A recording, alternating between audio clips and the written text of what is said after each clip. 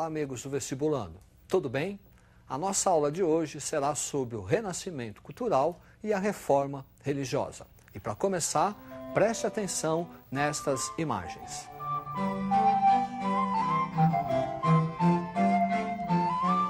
Identificou?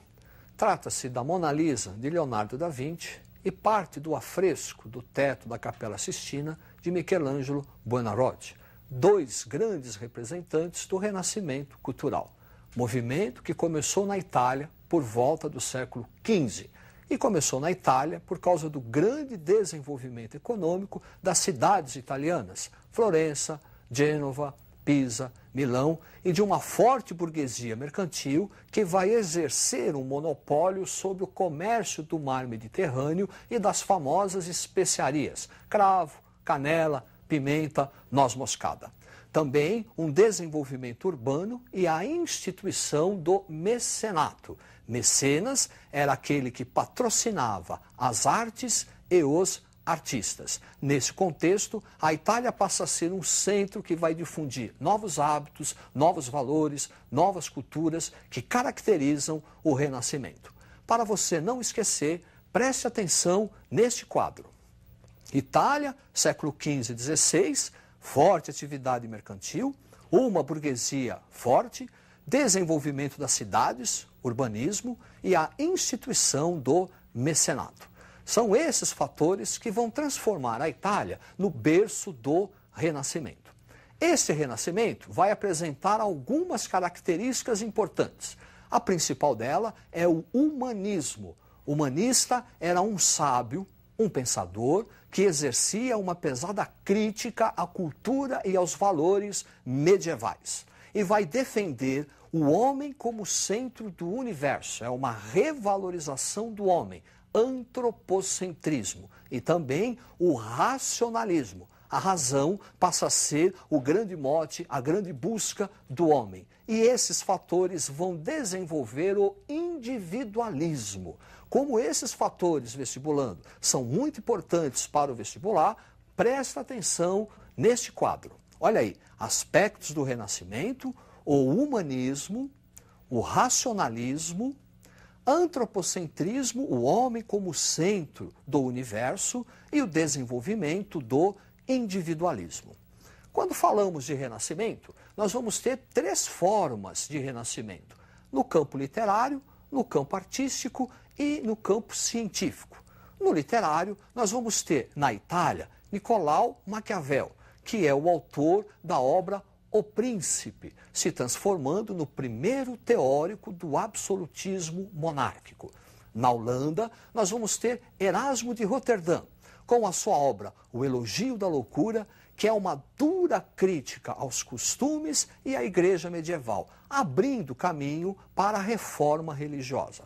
Na Inglaterra, o pai do teatro moderno, William Shakespeare, com as suas tragédias Rei Lear, Otelo, Hamlet.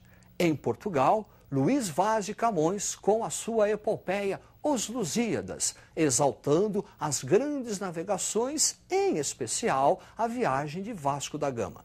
E na Espanha, a obra-prima Dom Quixote de la Mancha, de Miguel de Cervantes. No aspecto artístico, nós vamos ter na arquitetura Bramante, Brunelleschi, na escultura o Michelangelo Buonarroti, que apesar de ser escultor, ele vai ser mais conhecido pela pintura, o afresco do teto da Capela Sistina, ao lado do Leonardo da Vinci. Os dois serão considerados gênios universais. E no aspecto científico, nós vamos ter um grande debate ideológico. De um lado, geocentrismo, postura defendida pela Igreja Católica, que vinha desde a Antiguidade, que afirmava que a Terra é o centro do universo. E os humanistas que passam a defender uma outra ideia, heliocentrismo, o Sol como centro do universo. A Igreja não vai ver com bons olhos essa postura e vai chegar a acusar os pensadores de heresia.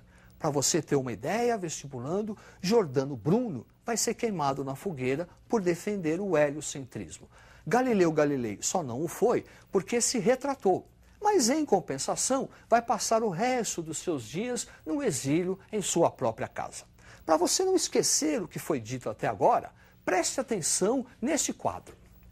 Formas do Renascimento: o literário, Maquiavel, Erasmo de Roterdã; o artístico, Michelangelo e Leonardo da Vinci; e no científico, embate entre heliocentrismo e geocentrismo.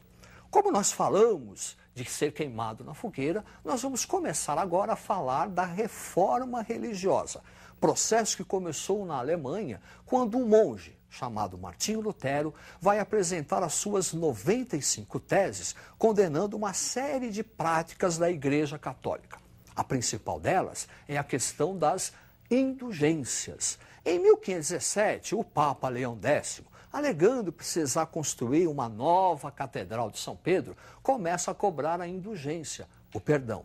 Lutero, indignado com isso, faz uma séria acusação à Igreja Católica. Além da indulgência, começa a apontar a corrupção eclesiástica, papa que casa, que tem filhos, ou seja, ele aponta a quebra das normas eclesiásticas. Internamente, desde o século XII e XIII, a Igreja já vinha sofrendo problemas com as heresias, que são movimentos que ocorriam dentro da Igreja Católica e que já contribuíam para minar a autoridade da Igreja. Nós também vamos ter os interesses da burguesia na reforma. Por quê? A Igreja Católica, ela condenava a prática da usura, lucros exagerados. E a Igreja vai ver na reforma, a burguesia, a possibilidade de proteger os seus lucros. E também nós vamos ter o nacionalismo.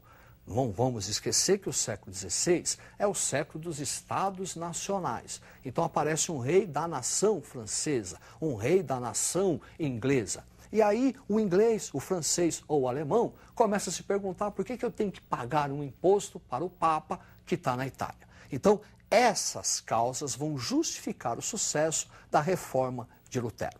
Para você não esquecer o que foi dito até agora, preste atenção no quadro.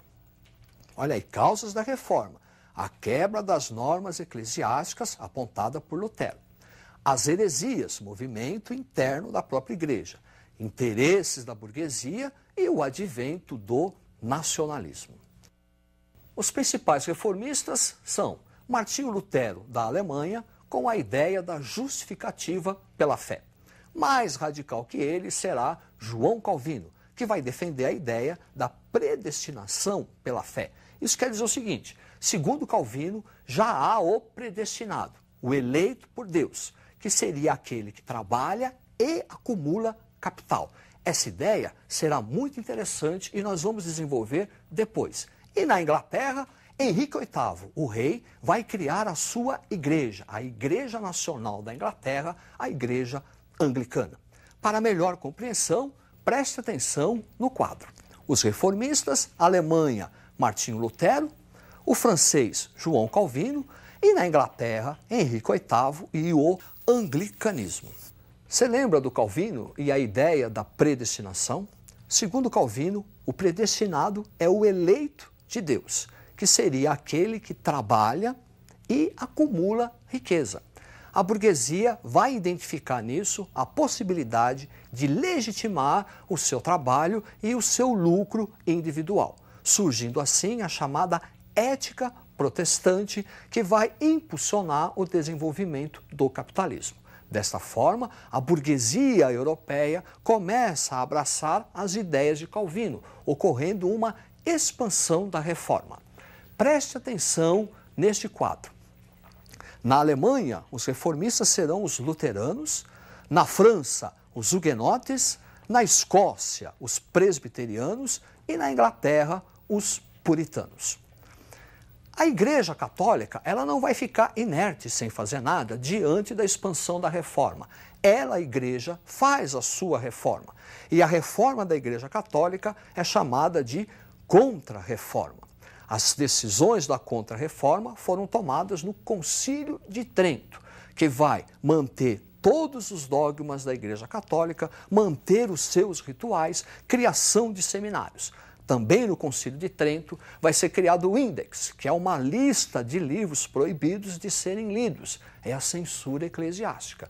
Também vai ser reativado o Tribunal Eclesiástico, a Santa Inquisição, que já existia na Baixa Idade Média, mas que, a partir dos tempos modernos, vai exercer uma profunda intolerância religiosa para conter a expansão, queimar os hereges na fogueira. E também a criação das ordens religiosas, para difundir a fé cristã para fora da Europa. Nesse sentido, a principal ordem religiosa será a Companhia de Jesus, que vai ter uma fortíssima atuação aqui na América. Então, preste atenção neste quadro. Principais decisões da Contra-Reforma, tomadas no Concílio de Trento, a reativação da Santa Inquisição, o Tribunal Eclesiásticos, o Index, que é a relação de livros proibidos de serem lidos, e a Companhia de Jesus.